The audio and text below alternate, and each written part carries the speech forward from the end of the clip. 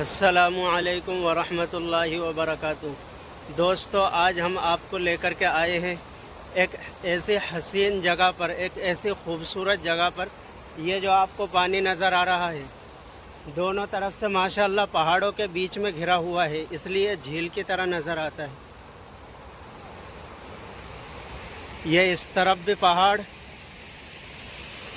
और इस तरफ भी पहाड़ देखे जो माशाअल्लाह भेड़ें चढ़ कर के आ रही हैं।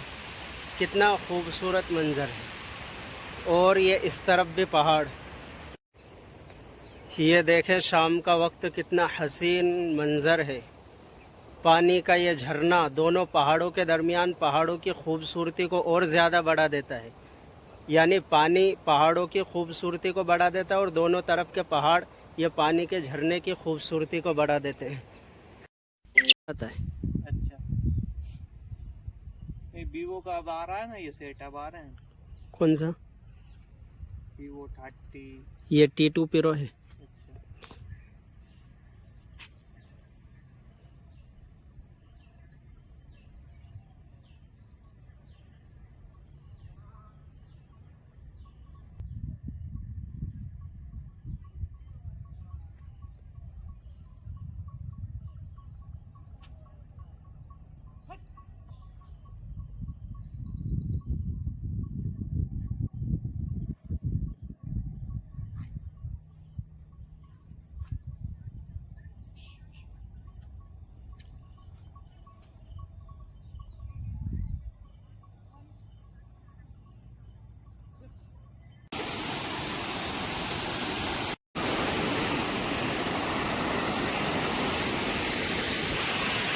दोस्तों, इस बहते हुए पानी के साथ मैं वज़ू कर रहा हूँ। याद रखिए, ये मसला बहते हुए साफ़ पानी में वज़ू करना शरअन जायज़ है।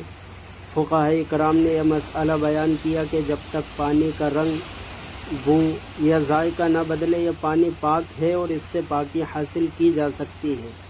इसलिए नदी या झरने के बहते हुए पानी में वज़ू करना बिल्कुल दुरुस्त है, क्योंकि नजासत पानी के साथ ठहरती नहीं बल्कि पानी के रो के साथ बहती रहती है। बार बार हरन देने पर भी नहीं हट रही ज़ीशान भाई। ऐसा लगता है कि रास्ता इन्होंने बुक कर लिया।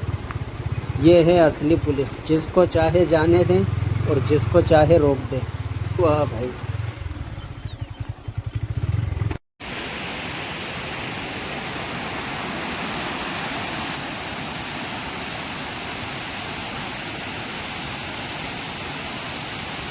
चला जाए, बहुत व्लॉग